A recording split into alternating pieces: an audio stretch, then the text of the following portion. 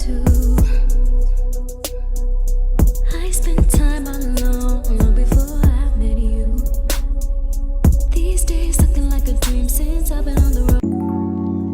Back to my channel. So in today's video I will be doing a tutorial on this sleek ponytail. I really want to do more hairstyle videos because I feel like that's something I never really do, so I really want to do more. So if you have any ideas or any hairstyles you would want me to do, let me know in the comment section. But like I said, I'm really excited for this video, and not only because I'm doing a hairstyle, but also because I will be using this really cool product right here by Topic Hair. So if you have never heard about Topic Hair or what it does, let me tell you guys a little bit about this product. So this pretty much contains hair building fibers. It's perfect for hair loss, bald spots, if you have thin hair. And I'm really excited to use this because I have heard a lot of good things about this product. They reached out to me and they wanted to work with me in this video, so I really want to know if this works or not. So I can't wait to get into this video because I really want to try this out. And they did send me this spray applicator, which is